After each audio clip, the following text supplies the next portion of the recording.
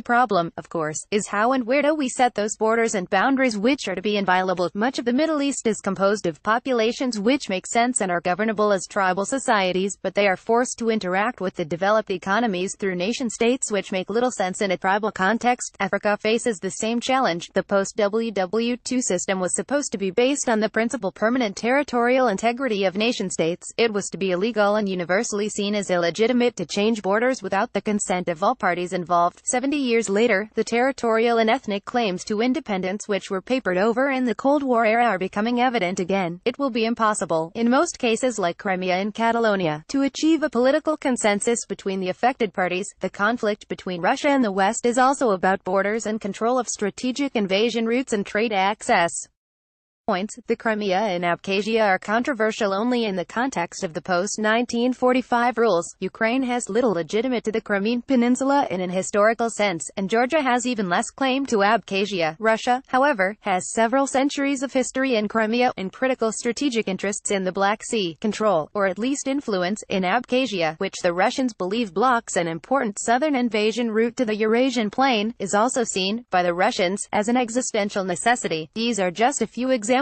among, literally, hundreds of cases of existing borders and boundaries being causes of conflict. The post-war era is over. The guarantee of territorial integrity can no longer be the organizing principle of international law. A mechanism must be established by which populations can unilaterally secede from their assigned nation-state, a means of incorporating populations which are, or seek to be, self-governing, but which do not conform to the boundaries of an existing nation-state, i.e., the Kurds, Baluchs, Uyghurs, etc., into the system of global governance in trade must also be sought, assuming one wishes to salvage something of the current world system.